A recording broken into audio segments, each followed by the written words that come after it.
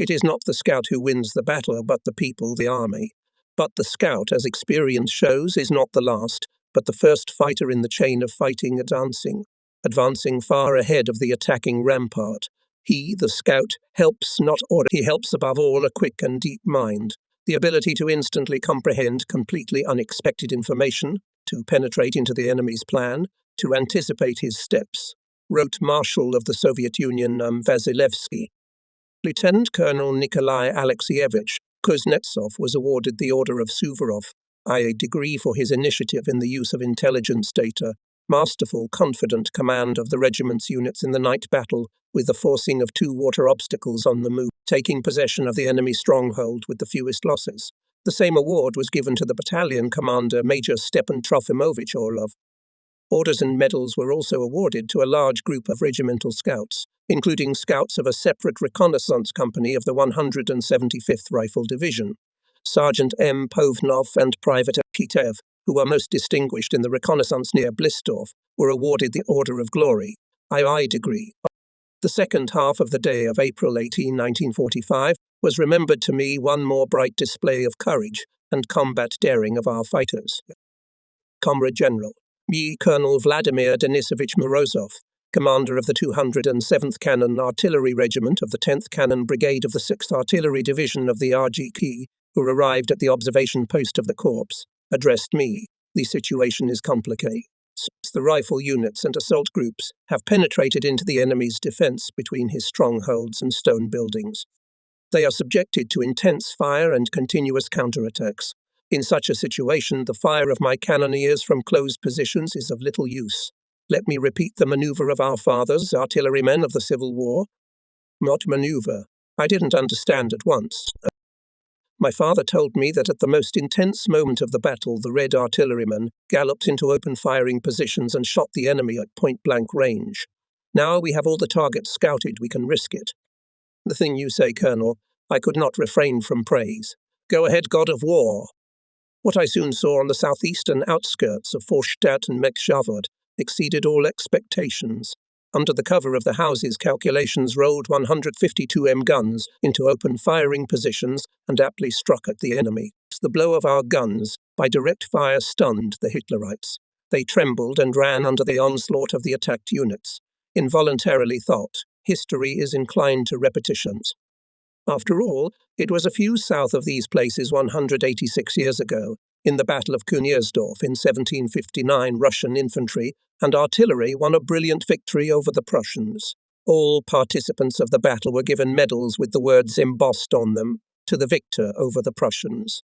Many soldiers and commanders who distinguished themselves at the capture of Forstadt earned high honors of the motherland, and the son of a Civil War artilleryman, the commander of the 207th Cannon Artillery Regiment of the Order of Bogdan Khmelnytsky, Colonel Vladimir Denisovich Morozov, became a hero of the Soviet Union. In April 19, troops of the 47th Army, having pulled up artillery, were preparing to go on the offensive by noon in order to break through the third line of enemy defenses. On the eve of the offensive, I visited the 175th Infantry Division.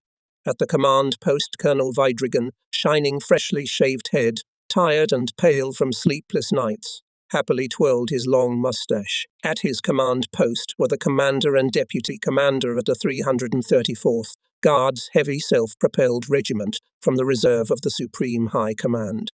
We arrived on time, comrades, Weidrigan said cheerfully. Lieutenant Colonels F.V. Garashchenko and P. Trofimov he knew for a long time. Back in the summer and fall of 1944, Guards artillerymen fought for a long time in the division near Warsaw.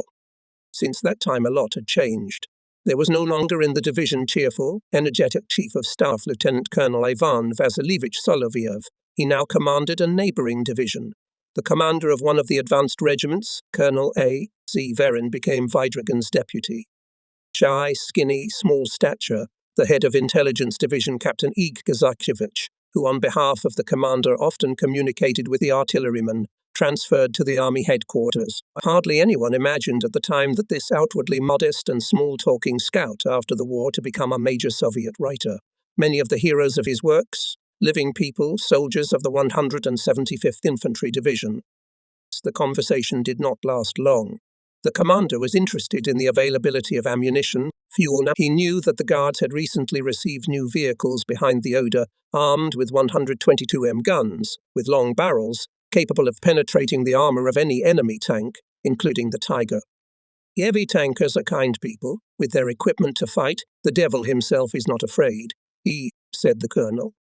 The self-propelled artillery units were mounted on the chassis of KB heavy tanks and looked like a tank in every respect, except that their turrets did not turn like a tank. That's why Vidrigan invariably referred to the self-propelled gunners as heavy tankers. "Now, comrades, said the division commander. We have very little time at our disposal. At 12:00 we will begin the attack." He leaned over the map and circled the red pencil mark of the railroad station. According to intelligence, here buried enemy tanks and many guns, particularly dangerous anti-aircraft batteries. They are used by the Germans against tanks. The battle began at noon.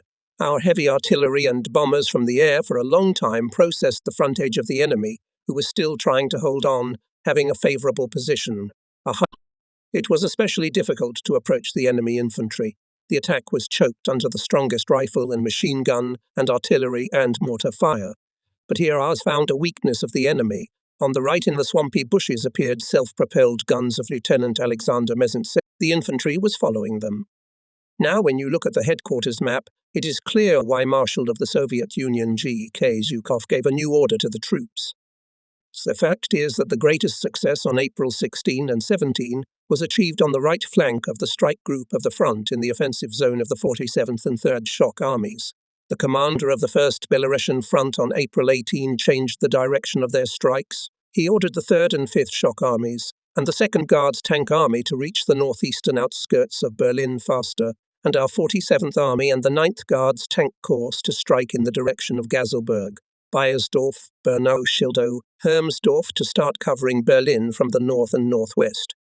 From the morning of April 18, 1945, in the area of Batzlav, in the strip of the 3rd Shock Army in the battle, was introduced 9th Guards Tank Corps Guards Major General of Tank Forces N.D. Vedenev, which was to be engaged in the battle.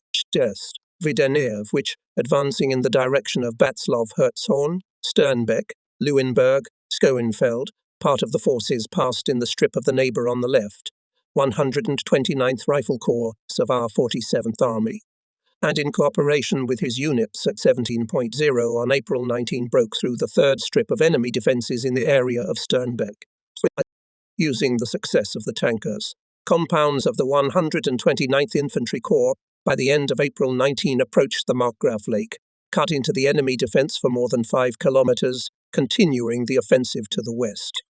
Using the success of the neighbour on the left, on the night of April 20, the 125th Infantry Corps made a manoeuvre march by parts of the 76th and 60th Infantry Divisions with the bypass of Lake Grossesee from the south, came to the flank and rear of the enemy on the boundaries of his 3rd line of defence. Hitlerites, fearing encirclement, began to roll back in the northwestern and western directions, trying to break away from our troops and timely occupy the next prepared lines in the Berlin direction. In the 175th and 76th Infantry Divisions, operating in the first echelon of the corps, the pursuit of the retreating enemy was entrusted to reinforced forward detachments of infantry regiments. The infantrymen were put on vehicles and armour of the 1,892nd Self-Propelled and 334th Guards Heavy Self-Propelled Regiments. They were followed by the main force of the divisions, rolled up in columns. The self-propelled first to break into Bernau. After a while, I reported to the army commander. The city is taken by the troops of the 125th Rifle Corps. I'm moving here my forward command post.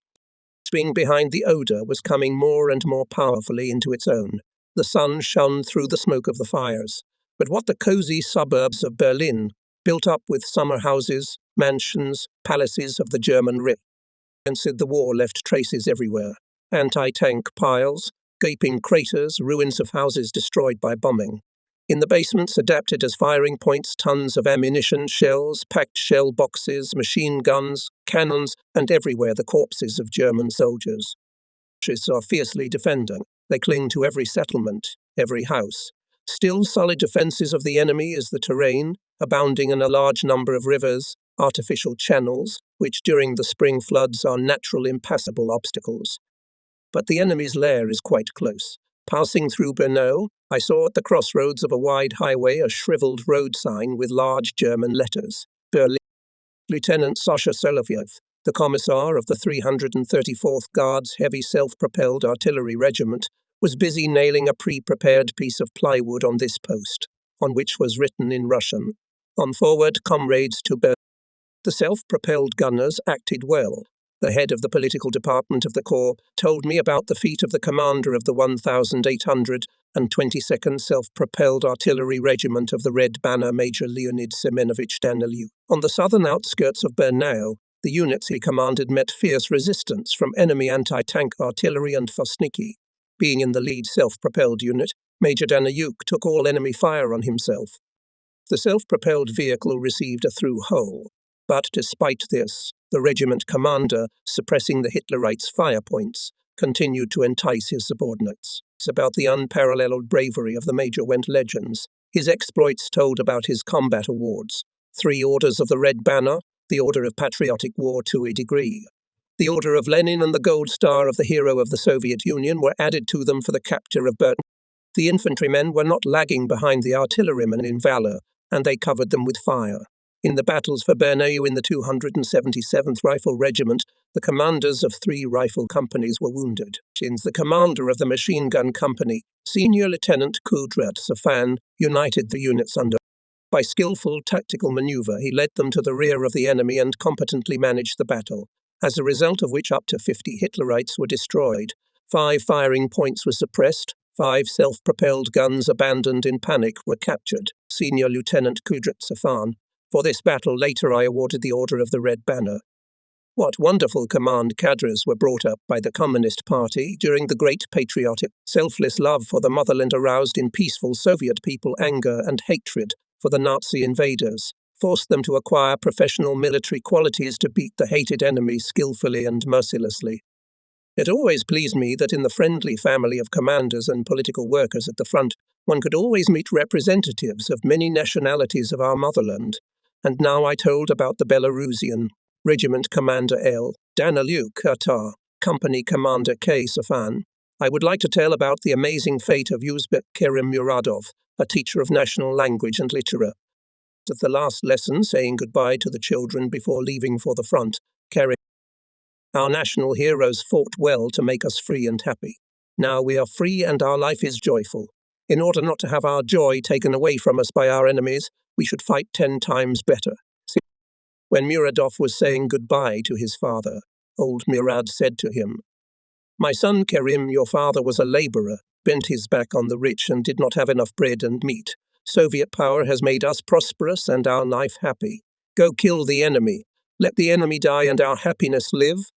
And after some time, Junior Sergeant Kerim Muradov was already at the front and mercilessly crushed the enemy. It is possible to write a big book about how Kerim Muradov fought, how he grew from a junior sergeant to a captain, a holder of 6 battle orders.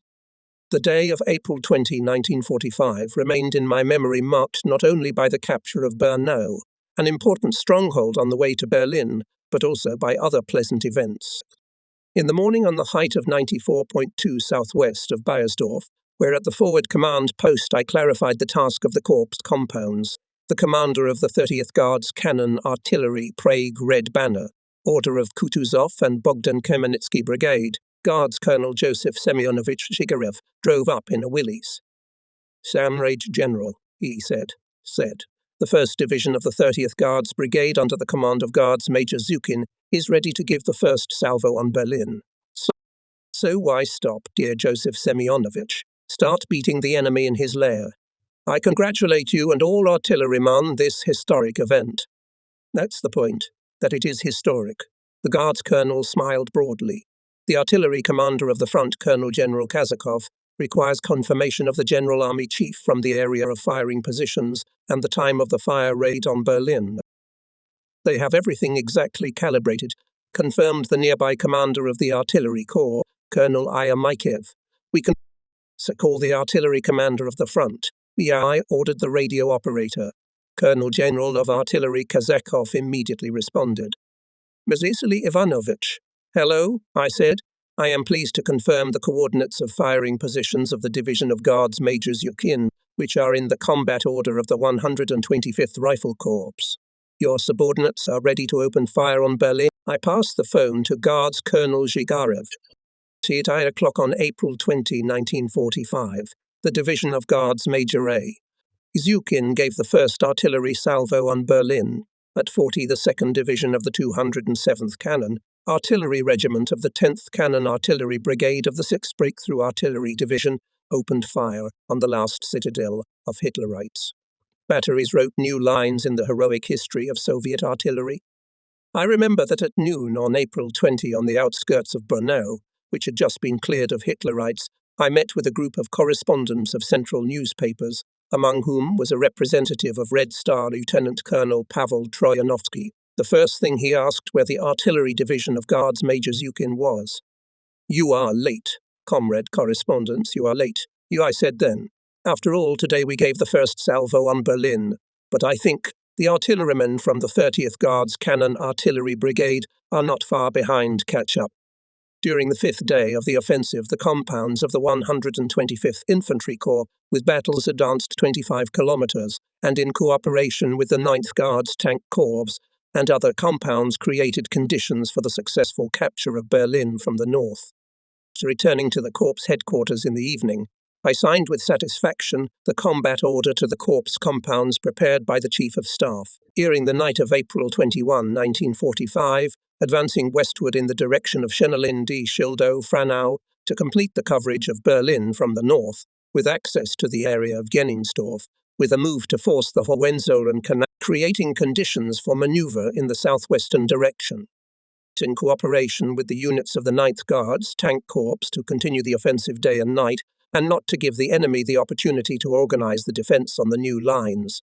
To this end, the combat order of the division to echelon, in front to have mobile, reinforced forward detachments, on the flanks and in the rear of the enemy in cooperation with the 9th Guards Tank Corps, to throw out a reinforced tank landing force with the task of disorganizing the rear, and control of the enemy and forcing the Hohenzollern Canal from the rear.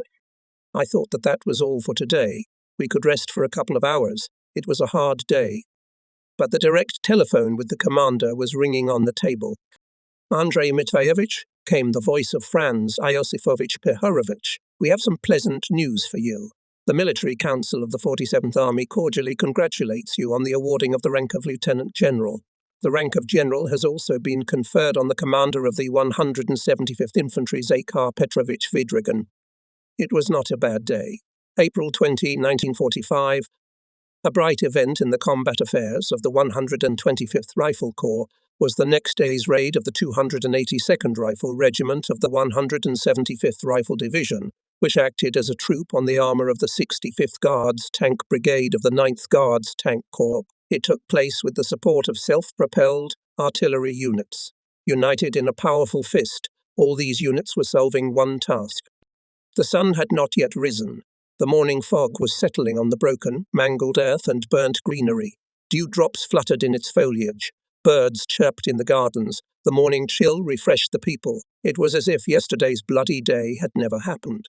But our people were alert. They knew that this was the calm before the storm, and the day would start just like yesterday. The fighting would break out with even greater vigor and continue until the enemy was finally defeated. Suddenly, like a thunderbolt, an enemy artillery shell exploded, followed by another, a third. The enemy did not spare shells. In a few minutes, the soft colours of the lovely April morning sank in the acrid cinders, in the black dust cloud. The battle began.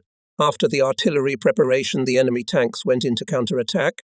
Lieutenant Arkady Shaimarin, the commander of the self-propelled gun, was watching the enemy's approach in the triplex. At the right moment, he gives the commands fire. The 122 cannon sounded powerfully. The second, third shot. The enemy tank was covered with a thick cloud of smoke. Did it hit? The flames flared up, and when they dissipated, everyone saw a blackened pile of metal in place of the tank. The voice of the regiment commander broke through the rumble of battle in the headphones of helmet phone. "Well done, Comrade Shimorin. I declare my gratitude to your crew." In this battle, Lieutenant Shimorin's self-propelled gun also destroyed an assault gun. Arkady Shimorin was known to the guards of the regiment as one of the best combat officers. In the past, before serving in the army, he was a teacher. He started to fight in 1941 on the western border as a squad commander. He participated in heavy defensive battles. Twice wounded. At the front, he became an officer. For his military exploits, he was awarded many orders and medals. Looking ahead, I will say that after the war, Arkady Dmitrovich again returned to peaceful labor. He worked in the village Sirisyak, Poretsky district, as a director of an 8-year school. Sideshalther self-propelled vehicles entered the battle. The enemy again goes in a counterattack. Again it is repulsed by our heroes. Powerful guns of self-propelled units hit the enemy with direct fire. Rifle units on the shoulders of the retreating enemy in disarray burst into the suburbs of Frano. And it happens so quickly that the Nazis not only do not have time to take out equipment and weapons, but themselves fall into captivity. From the semi-basement of a multi-story building, with their heads bowed and hands raised, they come out one by one. Among the captives there are quite boys, about 14-15 years old. Their tunics, sewn for adults, long sleeves, wide collar and a helmet that does not fit their heads, hang baggy on their shoulders. Who are they? Schoolboys sheltering in the basement. No, they are Jungsturmopsi, the fruits of Hitler's total mobilization. Our soldiers looked at them That's what they've come to. They don't even spare their children. In the head detachment of the tank landing the Komsorg of the battalion of the 282nd Rifle Regiment, candidate member of the All-Union Communist Party of the People's Commissar Sergeant Nikolai Denisov acted perfectly. Before the battle in Frano, he arranged all Komsomol members on tanks, having set them the task to help the commander of the unit in the organization of the battle to show an example in discipline and in the accuracy of execution of orders. In the enemy location, Denisov was the first to jump off the tank. In the ensuing hand-to-hand combat, he acted boldly and bravely. He personally destroyed 3 Hitlerites.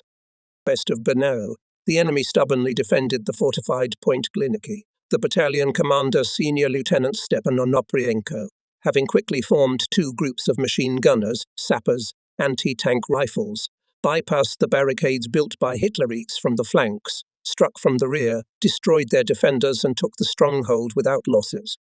In the battle for Frano, at the approach to the Hohenzollern Canal, the enemy tried to cut off the head camping outpost from the main forces by large forces of infantry and tanks. Senior Lieutenant Onoprienko made a maneuver, quickly deployed the main forces of the battalion and struck the enemy from the flank.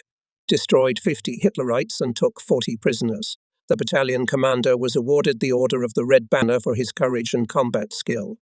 In this battle, Onoprienko was supported by the artillery battery of Senior Lieutenant Peter Dmitriev.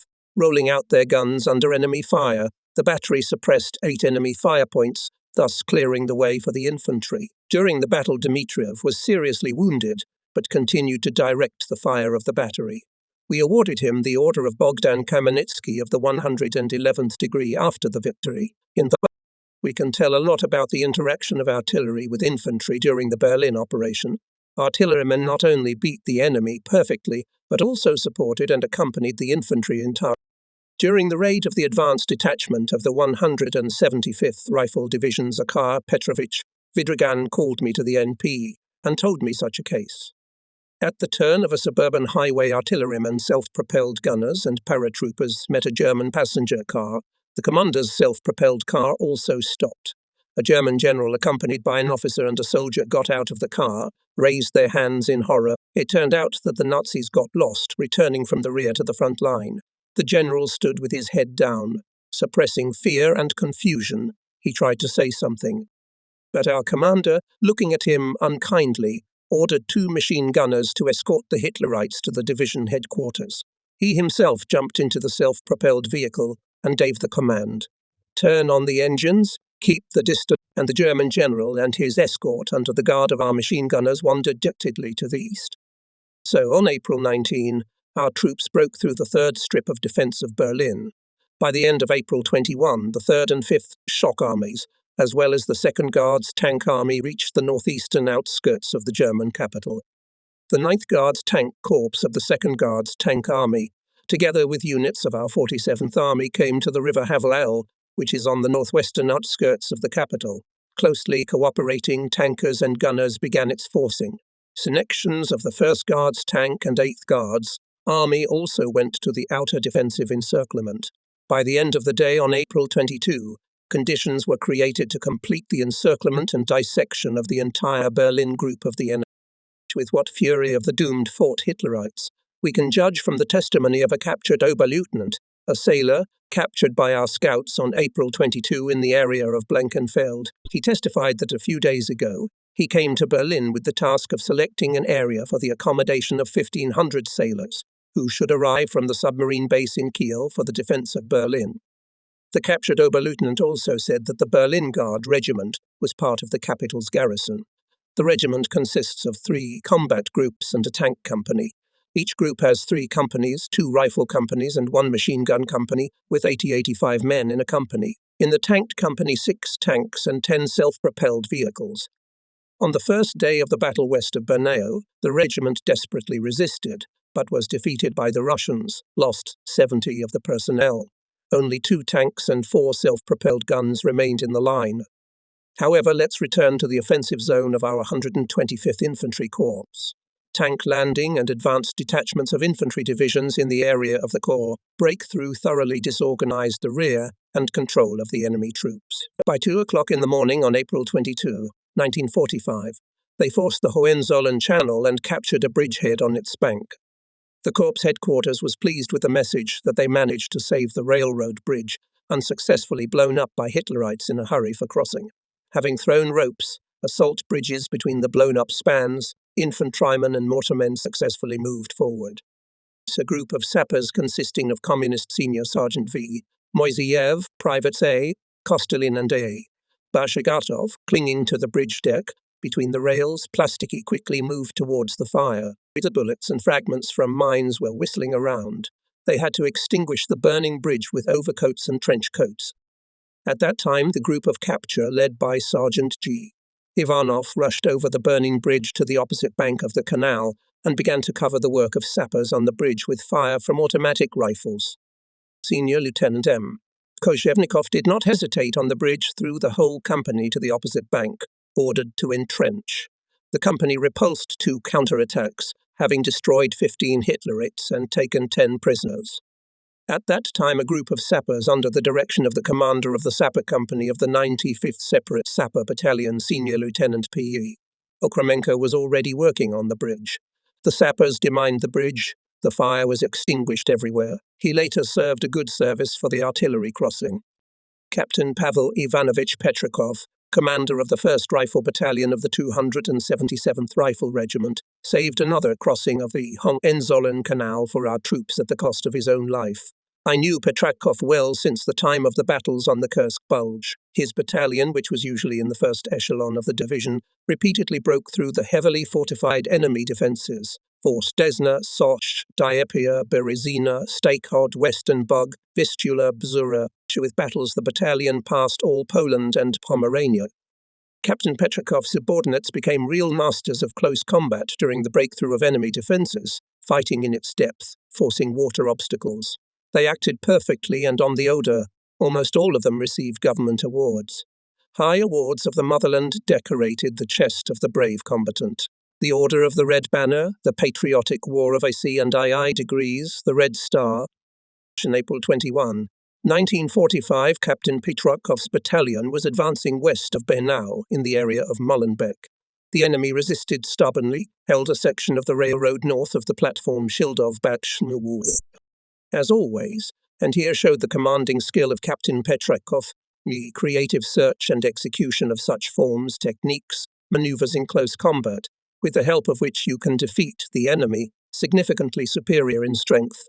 The commander of the battalion was able to hold back the Hitlerites' actions from the front with machine guns, and on the left flank, using the success of the tank landing near Schildova, by a blow to the rear to defeat the enemy and seize a section of the railroad.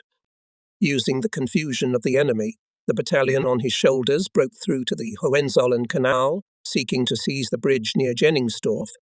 Captain P.I. Petrakov took a bold step. He put on a self-propelled machine gun and, together with them at maximum speed, destroying Hitlerites running to the bridge with fire and tracks, broke into the highway bridge covered with fire. In this rapid battle with the enemy won the commander's skill, speed, courage, and heroism. The bridge, engulfed in fire, was captured by the men of the battalion.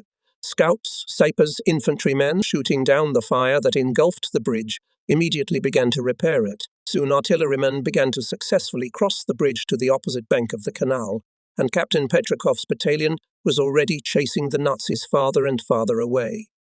When I was reported that in this battle an enemy bullet killed a hero, a great master of close combat, Communist Pavel Ivanovich Petrukov, I could not come to my senses for a long time. The memory of the hero of the Soviet Union, Captain P.I. Petrukov, will forever remain in our hearts. Soldiers and commanders swore to avenge the Hitlerites for the death of their favorite commander, to act in battle, as he did, bravely and decisively, and they kept their word. Under strong machine gun fire of the enemy, the platoon of Komsomol Junior Lieutenant R. Andrianov, without losses, rushed through the highway bridge, captured on the other bank of the canal the equipped position of Germans. Holding the captured line, the soldiers repulsed 2 counterattacks of the enemy. The platoon commander personally killed 3 Hitlerites in hand-to-hand combat. The Order of Alexander Nevsky marked by Motherland the feat of a boy from the Vladimir region, Junior Lieutenant Arkady Andrianov, heir to the military glory of the master of close combat Pavel Ivanovich Petrukov. Captain Petrikov's success was skillfully used by the commander of the 282nd Rifle Regiment, Lieutenant Colonel N.S.S. Lazebnikov. His units, supported by the fire of tanks of the 65th Tank Brigade, crossed the canal on the captured bridge and seized the enemy trench on the opposite bank. The regiment's units had expanded the bridgehead by morning.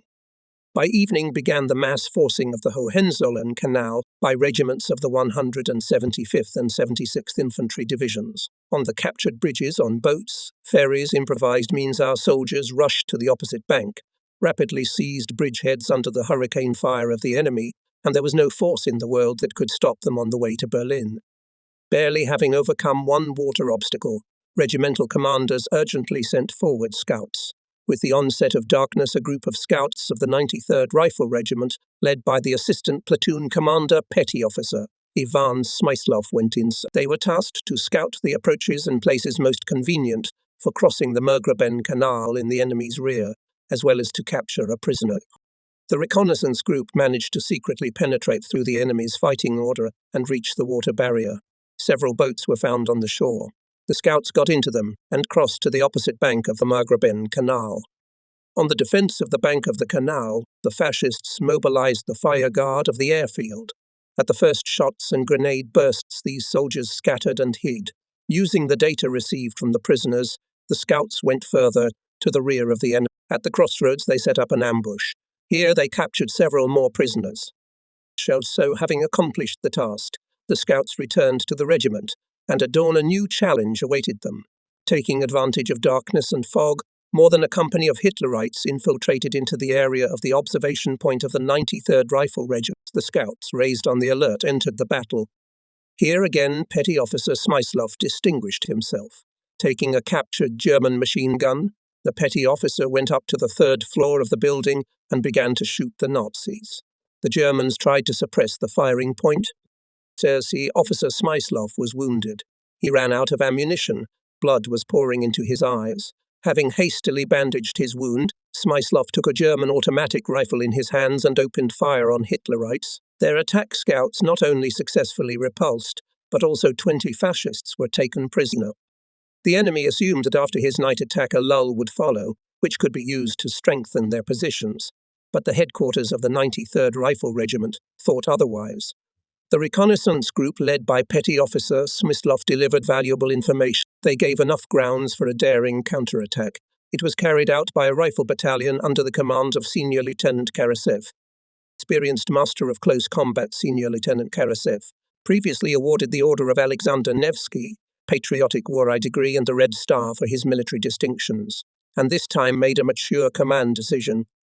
Having strengthened the flanks of the battalion with machine guns and calculations of anti-tank guns, he led the soldiers in a rapid attack on the southwestern outskirts of Geringsdorf. Hitlerites, who decided to have a rest, jumped out of houses to their positions, but fell under the razing machine gun fire. Having destroyed up to a company of fascists, the battalion broke through to the airfield, scouted by Petty Officer Smyslov's group. Here our fighters were waiting for rich trophy. 12 airplanes, anti-aircraft guns, a lot of various technical equipment. At dawn, the battalion successfully crossed the Maghreben Canal and fully accomplished the combat task. Orders of the Red Banner, awarded to Petty Officer Ivan Semyonovich Smyslov and Senior Lieutenant Ivan Andreevich Karasev, worthily recognized the exploits of these true masters of close combat.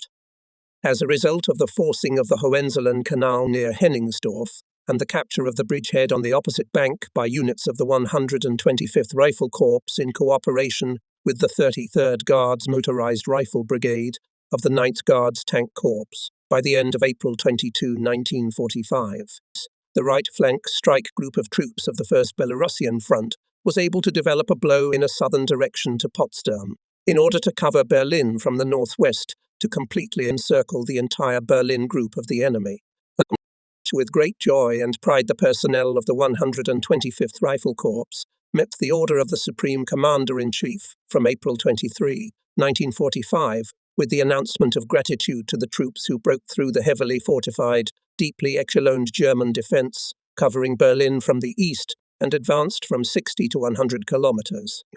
The order of the Supreme Commander-in-Chief, with congratulations for the successful fighting on the left bank of the Oder, the appeal of the Military Council of the Front about the storming of Berlin caused a great political upsurge and high offensive impulse in our people, and despite the fact that the troops were tired during many days of continuous and heavy fighting, the mood of Red Army soldiers, sergeants and officers was faster to move forward. These words were in the last April days of 1945 on the lips and in the heart of each of our soldiers. As a result of the rapid withdrawal of the compounds of the 125th Infantry Corps and our neighbours in the southwestern and southern directions, parallel to the western phase of the inner defensive encirclement of the Nazis managed by the end of April 24 to cut the last railroad connect capital of Nazi Germany with the west, Merlin-Rathenau, the Potsdam direction opened before us. Only 8 kilometers separated the corps units from the troops of the 1st Ukrainian Front, advancing on Teltow. The maneuver of the Soviet armies to encircle the Berlin grouping was nearing completion. Of the units of the 125th Rifle Corps took an active part in solving this important combat task, which later gave us the right to receive the name of Berlin. On the new topographic maps handed out to the commanders of formations, like a magnet, attracts the eye of a large settlement, Potsdam, a suburb of Berlin. Before the meeting at the Corps headquarters, the head of the political department, Colonel Alexei Ilyich Kolunov, who had just returned from the political department of the 47th Army, said that Potsdam, the former summer residence of the Prussian kings and German emperors, has a 1,000-year history. During this period, it has accumulated many monuments of antiquity. So the main attraction of Potsdam are the parks and palaces of Sans Souci. The best architects, sculptors, painters and gardeners worked here for many years. The halls of the palaces and art galleries were filled with paintings and sculptures of great master. All this was the property of kings and emperors, and only a select few had access to the treasury. Potsdam was surrounded on all sides by a natural wall. Lakes, canals, which covered the city from the south, west, north, and especially securely from the east, by a system of lakes. Krampnitz, Linitz, Jungfern, and the River Havel. Around the city island, not only water barriers, but also cottage suburbs with masses of stone buildings.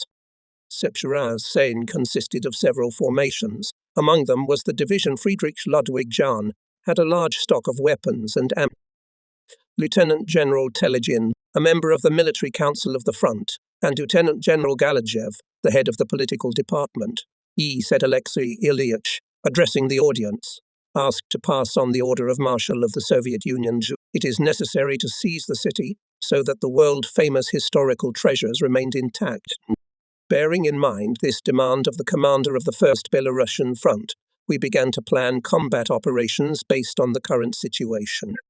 By the end of the day on April 25, 1945, the enemy held the western facet of the inner defensive line of Berlin along the line of Gartenstadt, Stacken, Seeberg, Groß-Glienicke. Particularly stubborn resistance he rendered to the units of the 129th Rifle Corps on the line Gartenstadt-Span. It was clear to us that with the loss of this line, Hitlerites would lose all ammunition and food warehouses, mainly located in the western suburbs of Berlin, as well as the airfield near Kleidorf, using which they airlifted reserves and ammunition.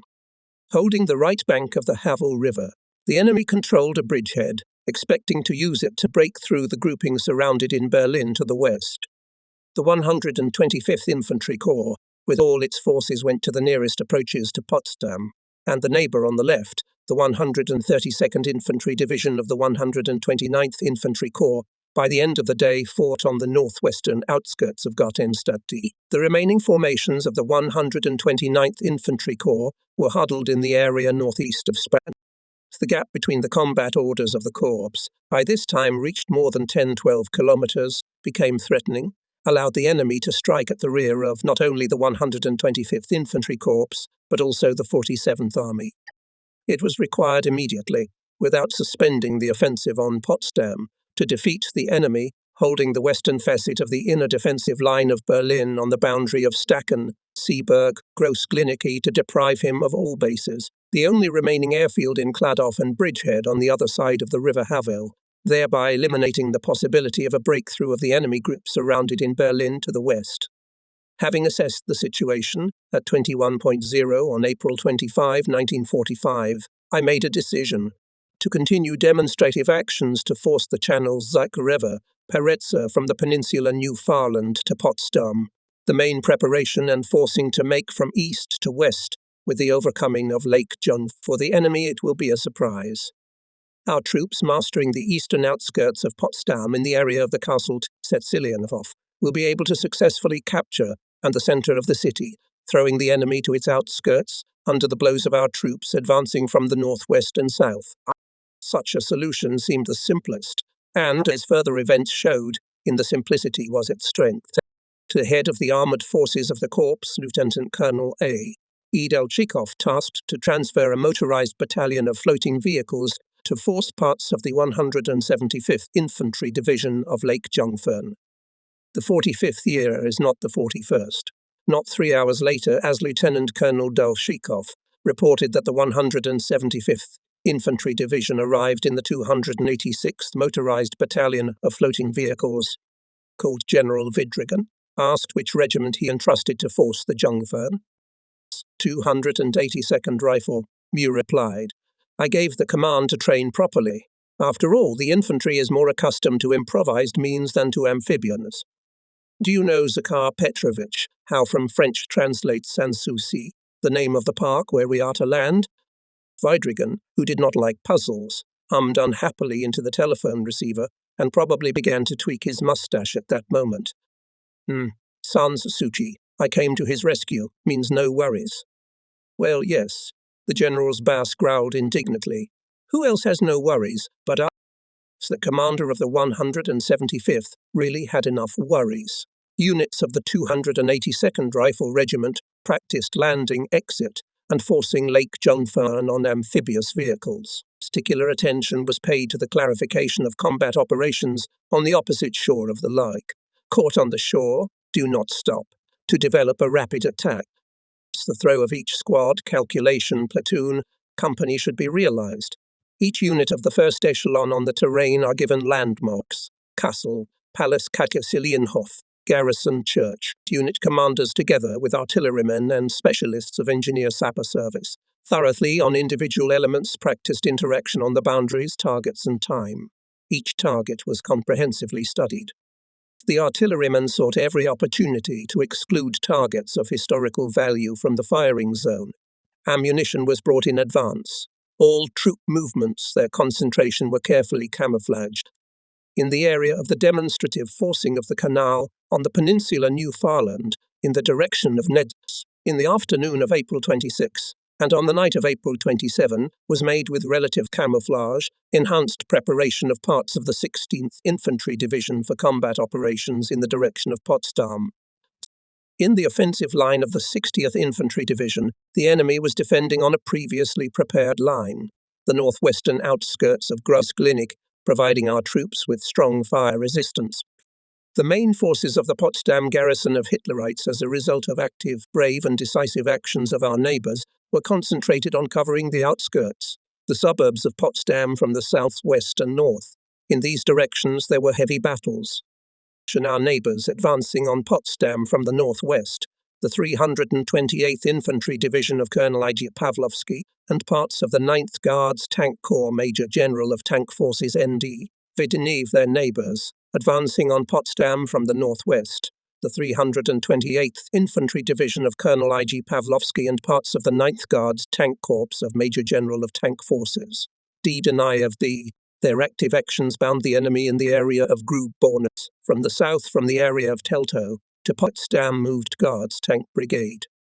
Our chosen site for forcing Lake Jungfern was 500–600 meters north of Zetzilienhof. The palace stands on the shore of the lake, surrounded by a picturesque park. It was built at the beginning of the century for the German Crown Prince Wilhelm and his wife Katersilia. The palace, built in the style of an English manor house, was named after her. It is guarded only by patrolling outfits. The enemy, all his attention was focused on Newfoundland, where we conducted an intensified demonstrative preparation for forcing the Channel Zakrover, connecting Lakes Farland and Scharnitz. Would our daring and impetuous strike across the lake succeed in broad daylight? This question, as they say, would have hung in the air if we had not had a sober calculation and knowledge of the people who were entrusted to carry out the planned operation. It was not by chance that Major General Vidrigan chose for its implementation commander of the 282nd Sverdlovsk-Warshawski Order of Kutuzov Regiment Lieutenant Colonel Nikolai Seliverstovich Lazebnikov. Lazebnikov was one of those commanders who grew up with the Red Army in the flames of the fierce battles of the Great Patriotic War. He perfectly commanded a rifle battalion, proved himself a competent chief of staff of the regiment, and here's what is characteristic. There was in all his military affairs this surprise able to stun the enemy. Let's remember the actions of his regiment as a tank landing on April 21. Having received full autonomy, Lieutenant Colonel Lazebnikov took full responsibility for the performance of the combat task on himself, showing the inordinate qualities of an organizer of all-arms combat, high organizational skills of the commander, his confidence as if by itself transferred to all the personnel of the regiment, acting in a difficult situation clearly and coherently. It was these qualities that allowed our soldiers to demoralize the rear and control of the enemy troops in the direction of Brno by a blow to the flank and rear, and in general the daring raid of the tank landing force played a decisive role in the completion of the coverage of Berlin from the north and mastering the crossings of the Hohenzollern Canal in the area of Genningsdorf. And now Lieutenant Colonel Lazebnikov's regiment is again on the direction of the main strike of the division and corps. At 6 a.m., on April 27, 1945, having dropped camouflage nets, the 123rd Separate Fighter Anti-Tank Division and cannon divisions of the 373rd Artillery Regiment of the 175th Infantry Division at a gallop took the previously prepared firing positions on the bank of the Jungfern. By direct fire and powerful fire attacks of howitzer and mortar batteries, they suppressed the detected enemy firing points and blinded his observation posts. At 7.0, the head battalion of the 282nd Rifle Regiment, planted by combat order on floating amphibious vehicles, with the beginning of the artillery preparation without losses overcame the lake surface. On the opposite shore, deployed in combat formation, assault companies repulsed separate groups of the enemy. Without stopping at the captured bridgehead, our infantrymen rushed forward. Quickness, determination of the 1st Echelon, which captured the bridgehead, allowed the rest of the units of the 282nd Rifle Regiment, and then the 277th Rifle Regiment almost without losses, with strong fire support of the artillery of the division to force the lake. Happy is the commander watching how his subordinate troops without errors perform a single process: fire, forcing the water barrier, attack, maneuver on the bridgehead. At 3 a.m., the general offensive on Potsdam began. On the right was the 277th Rifle Regiment of Major Gennady Abramovich Vodovozov. On the left, the 282nd Rifle Regiment of Lieutenant Colonel Nikolai Seliverstovich Lazebnikov. Our units, supported by guns directly accompanying infantry, were advancing strictly to the south and soon separated the northwestern and southeastern groups of the enemy. Without getting involved in battles for individual mansions, villas of high-ranking family nobility of Prussian kings and emperors of Germany, through separate sections of the park, rifle companies with guns directly accompanying infantry, reinforced by literally crashed into the city centre, fought in the streets and squares, and captured the Marble Palace, the castle of the Hohenzollern dynasty, the former German Emperor Wilhelm II, where his son August Hohenzollern lived until the end of March 1945. Parts of the 175th Infantry Division, having repulsed the enemy, took possession of the area of the Sanssouci Palace, the garrison church. The blow of this compound was so rapid and unexpected for the enemy that by noon the command of the German troops of the Potsdam garrison lost control of their northwestern and southeastern groups, and they in confusion began to roll back from the centre of the city to the west and southeast. In the area of Nedlitz, units of the 277th Rifle Regiment, in cooperation with the 33rd Guards Motorized Rifle Brigade of the 9th Guards Tank Corps, completely destroyed the northern grouping of enemy troops. Southern group was pushed back in two directions, southwest in the direction of Gelto and southeast to the area of crossings to the island of Wannsee. By 13.0 on April 27, 1945, the 175th Infantry Division took possession of the central, northern and southern parts of Potsdam in cooperation with units of the 9th Guards Tank Corps. An hour earlier at the CP Corps called Major General Weidrigen, he reported that representatives of the Potsdam magistrate arrived with the keys to the Imperial Palace, asking to receive them. "Behind you stop, Comrade Lieutenant General," the commander added cheerfully. "Take the keys yourself," I ordered. "You, Zakhar Petrovich, are our main birthday boy." Then there was a memorable scene in the Imperial Palace, which is described in the beginning of the book. After the ceremony of handing over the keys, together with the representatives of the magistrate, we left the palace. As if on purpose, a column of captured German soldiers and officers was passing by in the last parade. On the palace square in the crowd of locals, a young German woman sobbed. Zakhar Petrovich, unhappily twirling Budenov's mustache, ordered the interpreter to find out what was the matter. Two elderly women came forward, interrupting each other, began to explain. In the column of prisoners of war is the fiancé of a young German. She is crying because she will never see him again. The general ordered to stop the column and find the bridegroom. Out of the ranks came a very young soldier who was quite shabby. Calling the girl, Zakhar Petrovich joined hands with the young people and wished them happiness. Amazed captive soldiers began to murmur, excitedly wiped tears local residents. Bowing to the Russian general, one of the women said, "We will never forget this moment. Allow us to go around the neighborhoods of the city, where the Germans are still resisting. I and the other women will tell them that the Russians are not like Goebbels said they were." About an hour later, the women returned. They reported, "The Hitler colonel is ready to end the resistance, relying on the mercy of the Russian general with the long mustache." The central quarter of Potsdam was decorated with white cloths.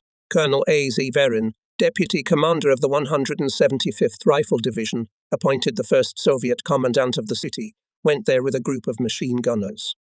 After the Great Patriotic War, I had some time to continue my service in the group of Soviet forces in Germany. Naturally, I never missed a chance to visit the places where my fellow soldiers fought and defeated the enemy. More than once I visited Potsdam, located in the neighborhood of the capital of the GDR, which went down in history as a place where the conference of the anti-Hitler coalition participants was held. In the summer of 1945, here in the Palace Zetzilienhof, statesmen of the USES, the United States and England discussed important problems related to the end of the war and subsequent development. On August 2, they signed the Potsdam Agreement, which, while reaffirming the need to eliminate Nazism and German militarism, opened the way for the construction of a peace-loving, democratic Germany. Now the Zetzilienhof Palace has been turned into a memorial museum. The working rooms of the three delegations and the large conference hall remain intact. They are preserved here as they were in July and August 1945. In the conference hall there is a large round table, specially delivered from Moscow for the conference. It was at this table that the solemn ceremony of signing the Potsdam Agreement took place. In the neighboring rooms, visitors can see an interesting exhibition showing how the democratic principles of the Potsdam Agreement were implemented in the GDR. Today's Potsdam is a large modern city, the 10th largest in the German Democratic Republic, famous for its ancient monuments. For almost a 1,000-year history of the city, they have accumulated a lot of them. The parks and gardens, spread over 290 hectares, are very nice indeed. Quiet, shady alleys and spacious sunny lawns, beautiful fountains and pools with goldfish, canals where white swans slowly swim by, fanciful grottos and pavilions, temples and palaces, and a striking abundance of sculptures. All this gives Sans Souci an extraordinary originality and poetry. Suffice it to say that only around the new palace there are 292 large sandstone sculptures representing heroes of ancient myths. 192 sculptural figures decorate the palace itself. The owners of the palaces and parks made sure that not only the parks, but also their surroundings were picturesque. It was for this purpose that the old mill that once operated in the neighbourhood of the royal estates was preserved. To make the view from the balcony of the old palace more exquisite, artificial antique ruins were built on top of the high hill in front of the balcony. The halls of the palaces and art galleries, now museums, were filled with paintings and sculptures by the masters of the time. For many years, all these riches remained the property of the royal family and were available only to representatives of the ruling elite. Beating in agony Hitlerites, who planned in April 1945 another barbarity, the destruction of the treasury, created by the labour and talent of the German people, failed to fulfill their sinister plan. The courage, self-sacrifice of Soviet soldiers made it possible to preserve national values for all mankind. At the end of April 1945, Senior Lieutenant Evgeny Fedorovich Ludshavet was appointed military commandant of the memorial complex. Having assembled a team of lightly wounded and convalescing Red Army soldiers, the war was still going on, and every soldier was precious at the front. He managed not only to preserve, but also to start repairing the cultural values damaged by the fighting. Hundreds of thousands of GDR citizens and tourists from various countries of the world now annually visit the palaces and parks of Sans Souci, which have become a national treasure. They admire the skill of architects, builders, sculptors, artists, and gardeners who have survived the centuries to create a unique ensemble of parks and palaces. Leaving the park, each visitor reads with a special feeling the inscription on the memorial plaque at the exit, which I mentioned at the beginning in my memoirs. Thanks to the valor of the Soviet soldiers, the palaces and parks of Sans Souci have been preserved for the people of our country and visitors from all over the world. By the end of the day, on April 25, 1945, the 47th Army with the 9th Guards Tank Corps had completed a complex maneuver to cover Berlin from the north and west. Taking into account the successful advance of the army, the commander of the 1st Belarusian Front Marshal of the Soviet Union, G.K. Zhukov, ordered, fulfilling the previously assigned task, to move forward units to the line Berge, Grosbenitz, Pevazin, Sokhov, for the successful solution of the task of defeating the enemy, surrounded in Berlin. It was important to dislodge his units from the right bank of the Havel from the boundaries of Spandau, Potsdam, in order to exclude the breakthrough of the rest of the troops of the Berlin garrison through the Havel under the cover of their units on the right bank of the river.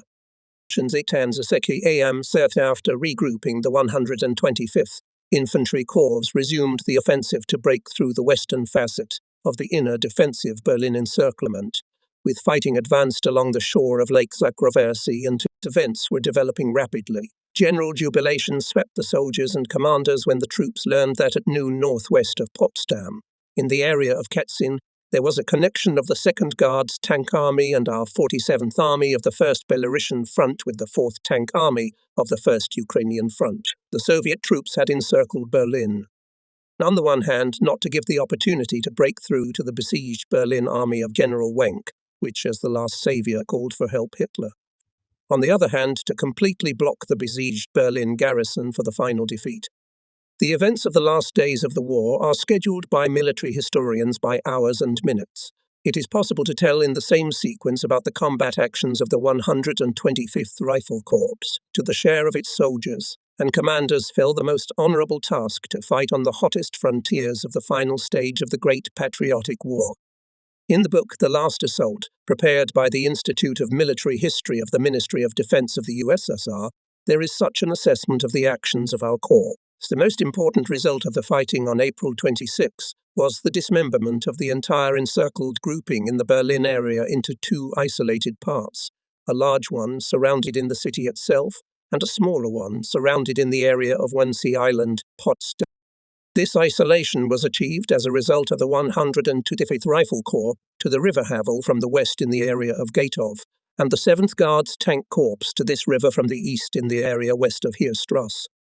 These battles were forever imprinted in my memory by their special, seemingly senseless fierceness.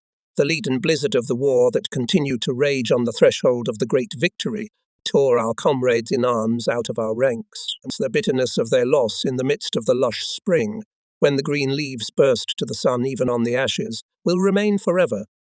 And our corps lost 2 heroes of the Soviet Union almost simultaneously.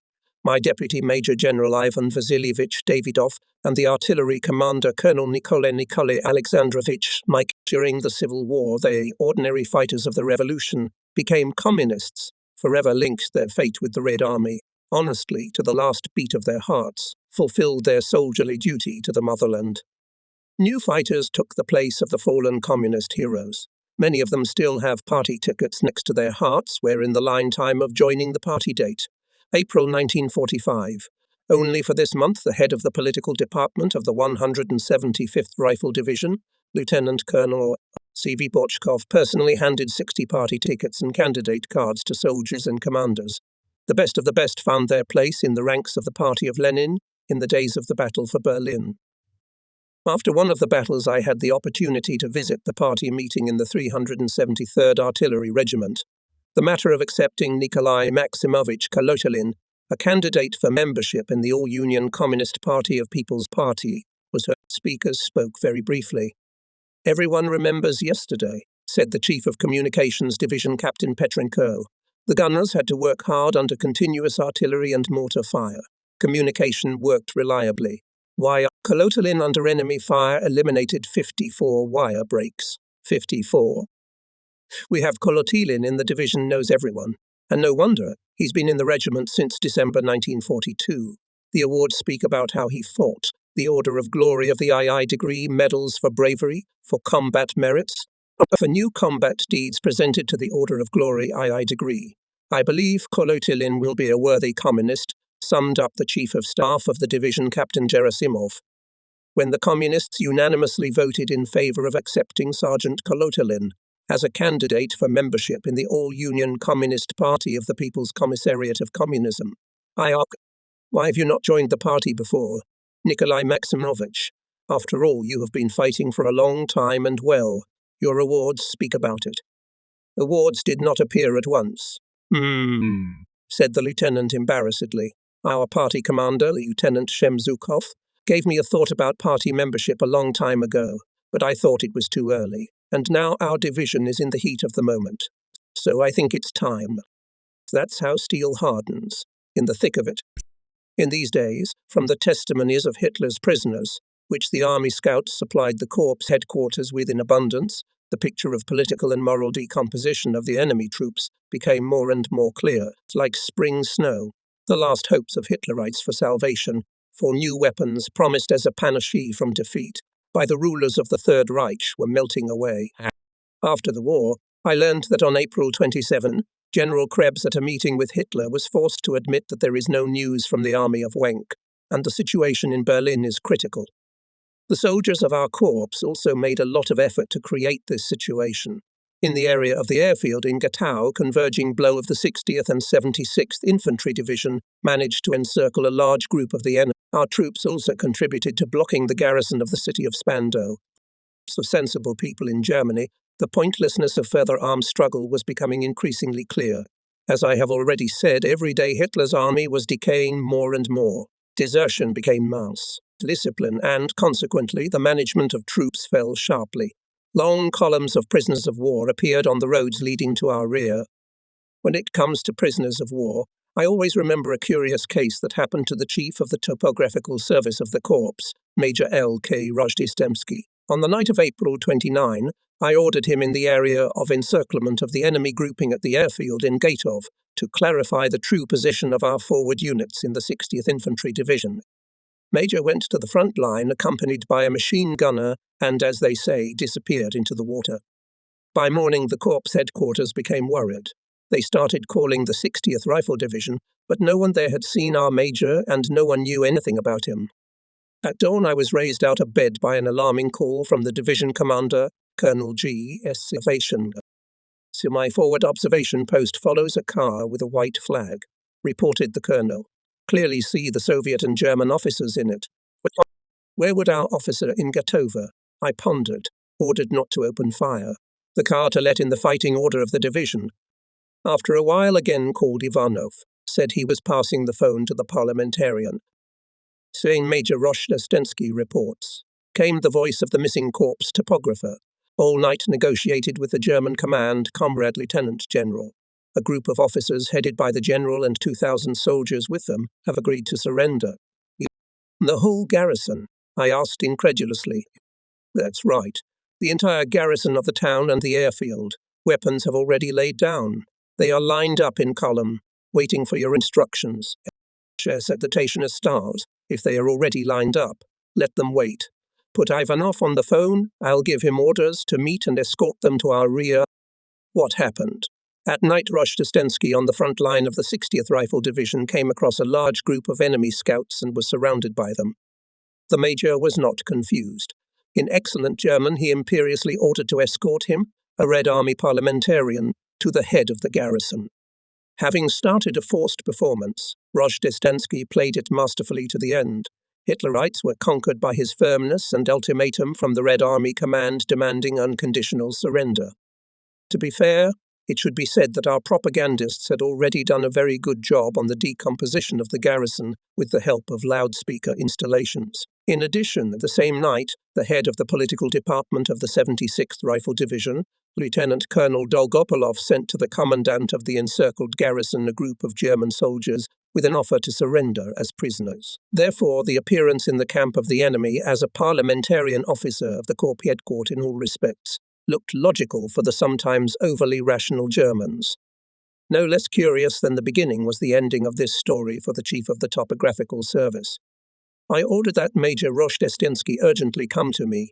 In the headquarters knocked down, but he again as in the water vanished. Someone even joke. He must have gone to another garrison to disarm. I called the head of the special division. I have him, Comrade Lieutenant General. The colonel reassured me. He testifies how he was taken prisoner by the Germans. Send the major to headquarters immediately. I said, not knowing whether to laugh or be angry. Well, think about it, what kind of criminal he is. If such a case, how many of our people saved from death, that garrison could not be taken with bare hands. They could have resisted to the last man. I prepared the Order of the Red Star for him. But what about you? Operation Spandau Citadel, conducted by a group of political workers of the political department of the 47th Army, headed by Colonel MDOX Kalashnik, was successfully completed. How they managed to induce the garrison to voluntarily surrender to our troops is described in detail in the book by Mikhail Karatonovich, Trial by Fire. I remember the words of a former soldier quoted in it. There is no calculation to go under bullets because of some 100 of frenzied fascists. The war will soon be over. I want to go home with victory. If I'm ordered to storm this very fortress, I won't leave the others behind. But, where possible, it's better to settle things peacefully. Such reasoning was dictated by sober calculation, which guided the command refusing to storm the fortress. Operation Citadel Schnandau was the longest in terms of time, from April 27 to May 1, 1945, thanks to the thoughtfulness, specificity, persuasiveness and flexibility in the application of forms and methods of work. The garrison of Spandau Fortress capitulated at 15.0 on May 1, 1945. Unfortunately, not always Hitlerites put up with the inevitability of surrender. As we now know, on April 28, General Weidling reported to Hitler that the troops will be able to hold out no more than 2 days because they will be left without ammunition and food, and proposed to carry out a breakthrough from the encirclement along the Anderheerstrasse south of Wilhelmstadt to the west by 3 echelons. In the first echelon, reinforced by tanks, assault guns and artillery, the 9th Parachute Division with its subordinate battle group Ida, and parts of the 18th Motorized Division. The second echelon is the SS Monk Combat Group, consisting of 2 regiments and a battalion of Marines, with the second echelon should break through and Hitler's bet. The third echelon, the remnants of the Tank Division Muncheberg, the battle group Berenfenger, the remnants of the 11th Motorized Division of the SS Nordland, and part of the forces of the 9th Parachute Division. General Weidling in his testimony later wrote, "The Führer pondered for a long time. He regarded the general situation as hopeless. This was clear from his long reasoning, the content of which can be summarized as follows. If the breakthrough even in fact will be successful, we just fall from one cauldron in another. He, the Führer, would then have to huddle in the open air, or in a peasant's house, or something similar, and wait for the end. It would be better for him to remain in the imperial chancellery. Thus, the Führer rejected the idea of a breakthrough. However, this thought was not rejected by Hitler's successors after his death. Having begun negotiations with the Soviet command on surrender, they were simultaneously actively preparing a breakthrough in the direction of Strzezo, Wilhelmstadt, and further west to our allies, who at this time were advancing without meeting any resistance. On the right bank of the Havel River in the direction of Strzezo, Ruhleben Westend, the enemy held a narrow corridor connecting it with the main Berlin grouping. On April 28, 1945, the encircled grouping in the area of Westend was strengthened by the enemy units, withdrawn under the blows of the 2nd Guards Tank Army from Charlottenburg, as well as by the grouping encircled in the area of Strzezo. Its strength reaches more than 20,000 men with pikes and assault guns. By blows from the east and west, it pushed back the units of the 56th Panzer Brigade to the line of Heerstrasse Station, Pichelsburg Station. Thus, the Nazis got a free exit to the bank of Havel. Once again, troops of the 125th Rifle Corps were in the center of events. They were assigned the task to complete the destruction of disparate groups of the enemy southwest of Potsdam, in the area of Helto, to eliminate the group of the enemy in Pichelsdorf. In these battles, our old friends from the 334th Guards Heavy Self-Propelled Regiment again strongly helped the infantrymen. In Pichelsdorf, Hitlerites strengthened in big stone houses. They fired from windows and attics with false patrons. The self-propelled vehicles slowly moved along the central streets of the city. They are narrow and darkish. Suddenly there was a deafening thump of a false patron. The commander's vehicle shook sharply. In the side of the self-propelled vehicle ripped out a large piece of metal. Mechanic driver sharply turned the car around the corner of the house. Another shot, and the cartridge crashed into the wall of the opposite house. Automaticians jumped off the cars, surrounded the house, and in a short battle destroyed a group of Verstniki. That's how I saw from my observation point the joint actions of infantrymen and self-propelled gunners.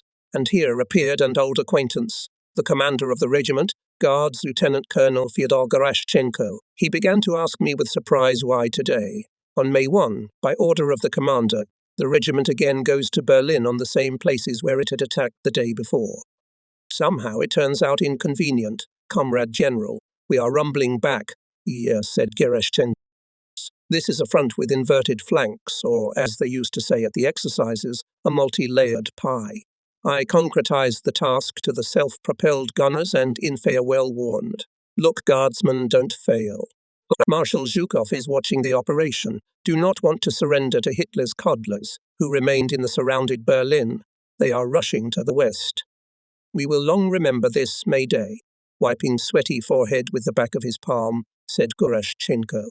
And they said the Krauts capitulated. On May 2, 1945, the garrison of Berlin capitulated.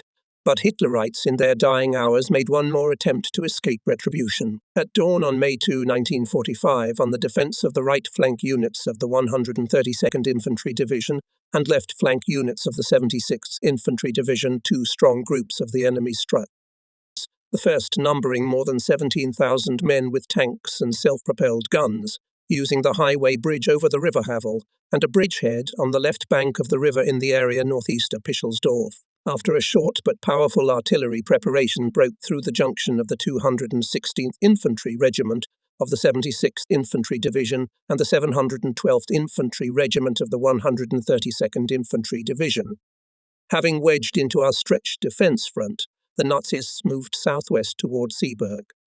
This group consisted up to 300 prominent fascist functionaries.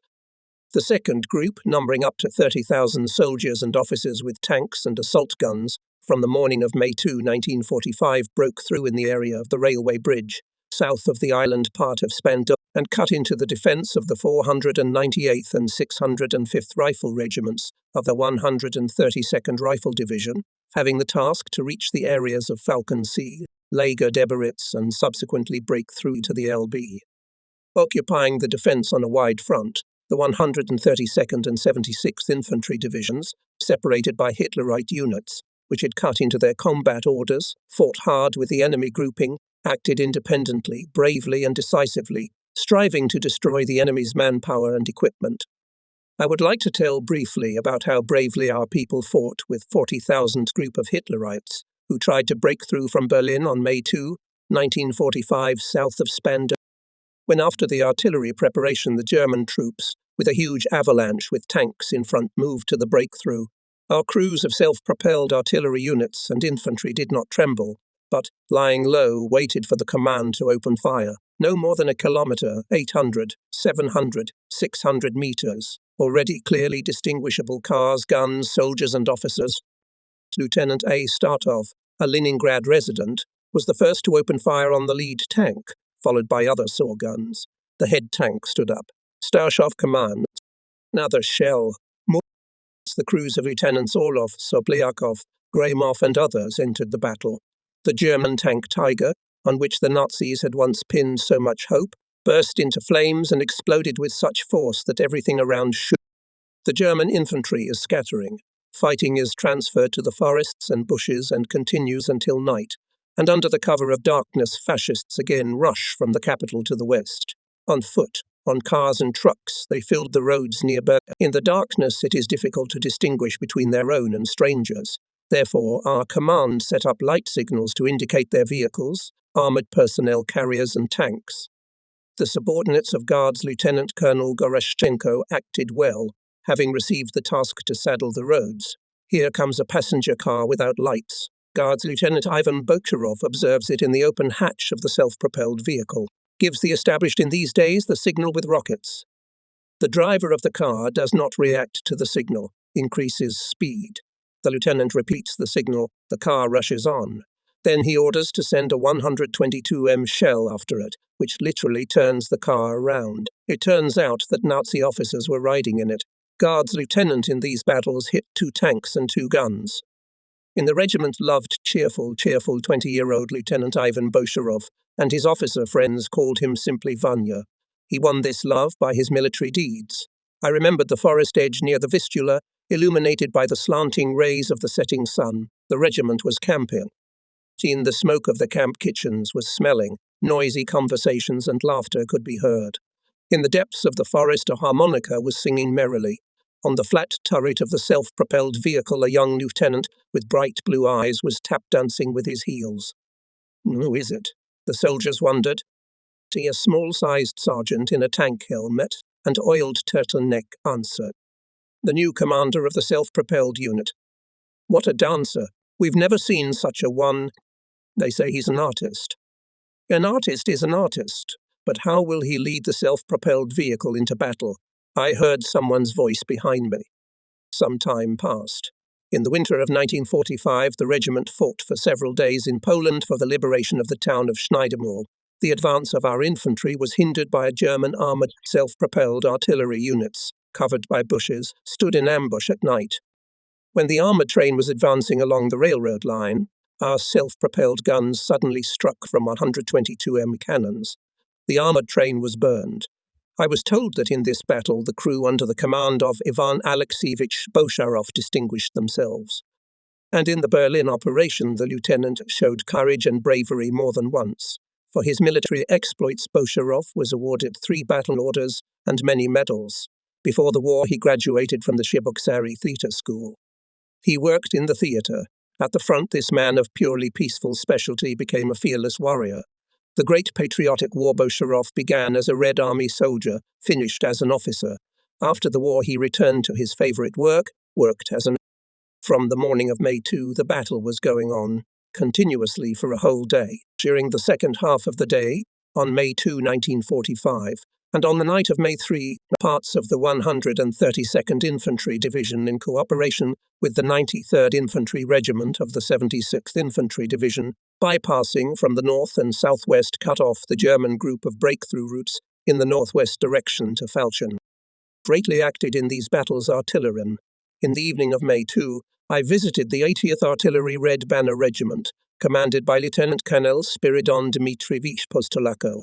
Fighting with the Hitlerites rolling wave after wave, the battery men stood to the death at Pischelsdorf. At the cost of their own heavy losses, they did not let the enemy through. About the greatest courage and steadfast of the artillerymen speaks such a fact. Only for one day of fighting, May 2, Lieutenant Colonel Postolaco presented 66 Red Army soldiers and officers for awarding orders and medals, as well as subordinates of Lieutenant Colonel Postolaco. Artillerists of the 100th Separate Fighter Anti-Tank Division of the 76th Rifle Division, under command of Major Nikolai Vasilievich Termilov, who occupied firing positions in the area of Steichen, fought heroically with maddened Hitlerites. Their last adventure cost the Hitlerites dearly. For May 2 and 3, 1945, only in the strip of the 132nd Infantry Division, they lost more than 2,000 soldiers and officers killed and wounded, 2387 prisoners. In addition, 650 soldiers, disguised in civilian uniforms, and mostly officers, were taken prisoner. Corps units destroyed and hits. Tanks, 15 self-propelled guns, 12 armoured personnel carriers, 35 anti-aircraft guns, 5 cars, 100. So the last attempt of fascists to escape to the west from the Berlin cauldron ended ignominiously. Hitlerites did not want to lay down arms in the centre of Berlin. They laid down on its outskirts. By the end of May 8, 1945, on the right bank of the Elbe northeast of Magdeburg, the compounds of the 125th Rifle Corps held the last battle, having thrown the resisting groups of Hitlerites into the river. There was nowhere to go further. On the left bank of the river stood the Americans, our allies. They took the unkilled Hitlerites. When approaching our units, the Americans fired a series of rockets into the sky. Ours also responded with conditional signals. Rockets have always served as a signal to attack, now became a signal for peace. Suddenly there was silence over the Elbe. The thunder of the guns was silenced, but none of us could not yet believe in all that had already been accomplished. For the 125th Rifle Corps, the war was over. Not a single Hitlerite remained between us and the Allies. Only the silent Elbe carried its dark waters. Each of these unforgettable historical days and hours brought new and new news. The Soviet radio broadcast reports about the ongoing battles on the Ukrainian fronts, and foreign radio stations all day on May 7 and all day on May 8, 1945 spoke about the surrender of Germany. Moscow spoke about it only when the act of unconditional surrender of the German armed forces was signed. May 1945 brought us the greatest joy, victory. But there were other pleasant messages. By the decree of the Presidium of the Supreme Soviet of the USSR on May 28, 1945, among the formations that distinguished themselves in the Pomeranian operation, the Corps was awarded the Order of Kutuzov VE degree. The final battles with the Nazis brought him the honourable name of Berlin. At regimental and divisional rallies, the battle banners, covered with ribbons of the order, were blazing. The faces of remarkable and unique people, my frontline brothers, shone with great happiness and joy. They stood, reached and won. In the holy moments of the great victory, each of its soldiers, whether he was a private or a general, thought about the motherland. She called for a feat, and we did it. In those first minutes of not front, but peaceful calm, I suddenly clearly realized that we will soon return to the motherland. And our Russian side appeared so clearly to me that I, already a young, experienced soldier, got a lump in my throat. I saw in my mind the Smolensk village where I spent my childhood, whispering birches under the window of my grandfather's old house. I imagined clear, dewy dawns and purple sunsets, meadows and the smell of mint, even the taste of cold water that I used to draw with my palms from the spring, felt on my lips. And every little thing I remembered was unusually dear and sweet to me. I like our young people. I like that they reach out to us veterans. They want to know a lot about the soldiers of the great victory, what they were like, what they dreamed of, what songs they sang, where they drew their strength and faith from in the most difficult days of the battles and campaigns. I have long pondered how I should finish the book. I wanted it to be words about my friends, their fates and our heirs, who have the great happiness to carry the baton of labour, struggle and victories of the Soviet people into the future. I have already told about the work of the Club Search of the Moscow Trade and Economic College.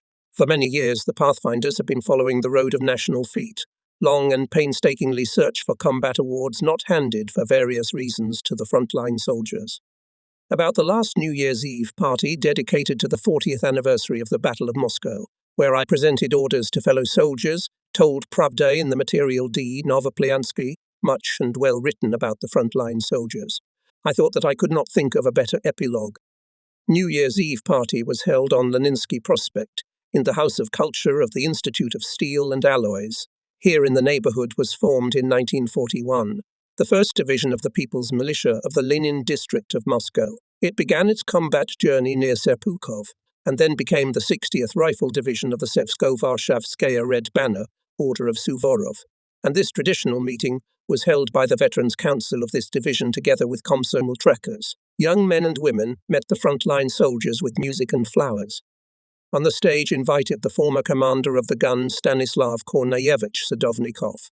In the battles he was twice wounded, lost his right arm. Now Sadovnikov works in the Belarusian city of Zlobin, in the locomotive depot, where before the war he was an assistant driver, and after the war, caller of brigades, watchman.